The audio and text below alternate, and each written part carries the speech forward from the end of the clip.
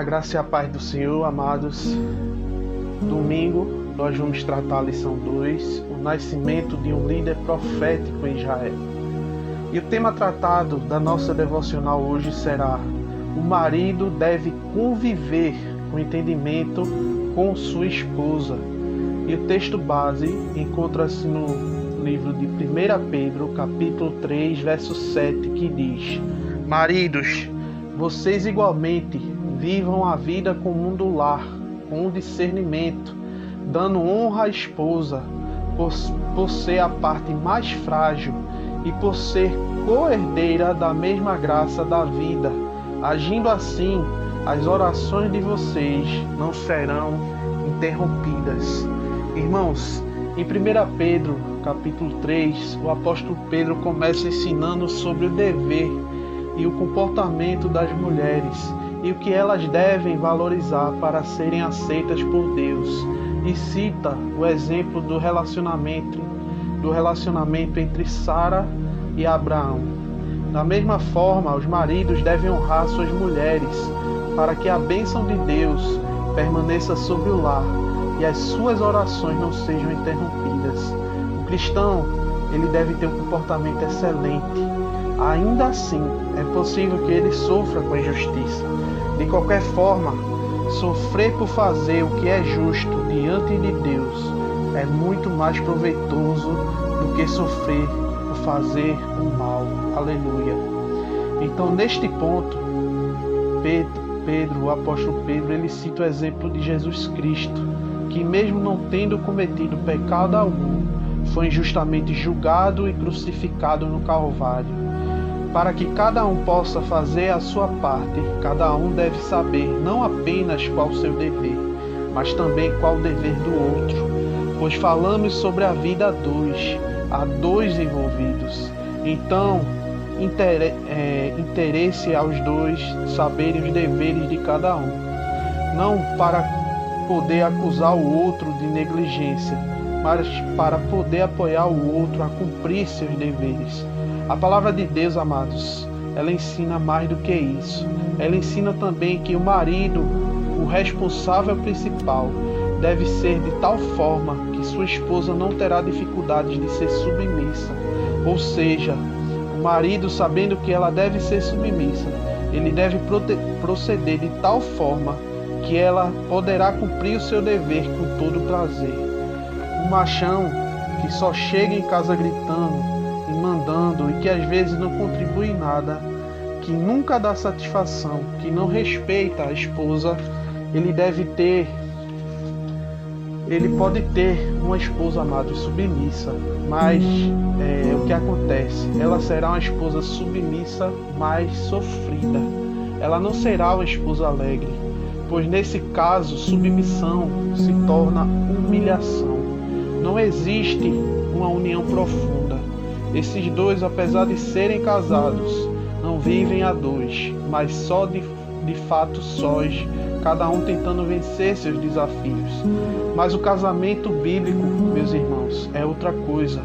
O casamento bíblico significa que a esposa é submissa, porém o marido crente não se aproveita disso para explorar ela ou massacrar ela. Pelo contrário, vendo a submissão e a mansidão de sua esposa, o marido ele deve valorizar essas atitudes de sua esposa, tratá-la com respeito e delicadeza. Vejam bem, meus irmãos, todos sabem que o homem é mais forte que a mulher. O homem, na maioria dos casos, é mais alto, mais pesado e mais forte. Fisicamente, o homem pode dominar facilmente. Ele é muito mais forte e ela é a parte mais frágil. Diz a palavra de Deus, literalmente o apóstolo Pedro diz, ela é um vaso mais frágil. O homem, ele também é um vaso, mas ele é um vaso um pouquinho mais resistente. Se tiver briga, se os dois se chocarem com violência, ela é que vai quebrar primeiro. Então nós vemos aqui como a palavra de Deus fala com sabedoria e amor sobre o casamento. A palavra de Deus, reconhecendo a realidade que o homem e mulher são seres bem diferentes, ela ensina aos homens a terem consideração por suas mulheres, tem que ter respeito. ele tem que honrar ela como se fosse uma princesa. É desta maneira, meus irmãos, que nossas esposas poderão fazer o dever delas, a saber, serem submissas a seus maridos, acompanhando a vida dele com calma e mansidão. É desta maneira que o comportamento do marido corresponderá perfeitamente com o comportamento da esposa.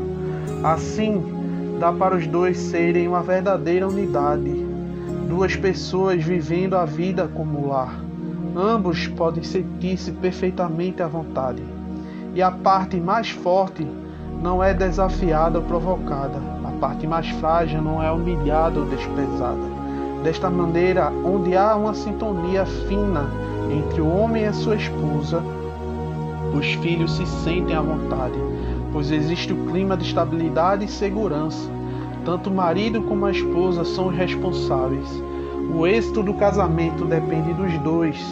Tanto a esposa como o marido, ele tem que fazer os seus deveres, assumindo assim suas atitudes que promovem a união e a alegria da família toda.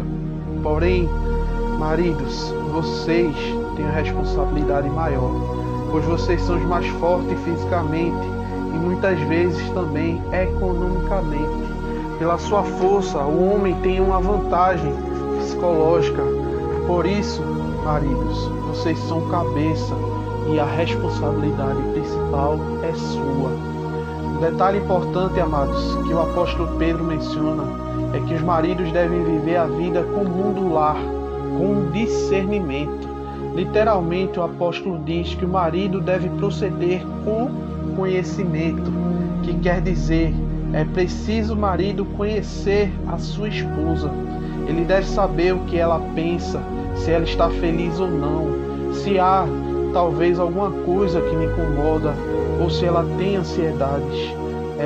Ele, amados, o marido, ele precisa conhecer sua esposa, pois somente assim dará para ele promover a felicidade dela. Se a esposa está de cara triste, se ela está arrepiada, se ela vive angustiada por causa de algo que aconteceu, que está acontecendo, o marido deve tomar conhecimento para assim tomar atitudes. Agora uma pergunta: como o marido pode conhecer a sua esposa?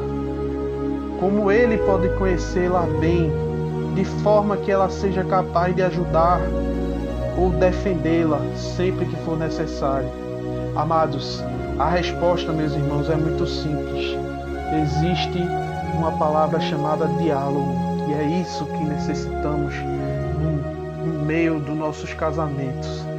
A todos que não são casados, mas pretendem casar, procurem um parceiro cristão, ou seja, um parceiro que queira viver uma vida conforme as orientações do Evangelho de Cristo. O casamento de duas pessoas crentes já é difícil, pois temos muitas falhas e fraquezas.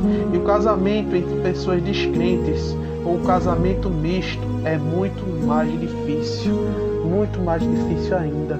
Somente pela fé, amados, pela sujeição a Jesus Cristo e seus mandamentos, podemos ter esperança de que o casamento vai dar certo, pois somente nesse caso o marido sabe que a esposa dele, a qual é uma irmã em Cristo, merece consideração.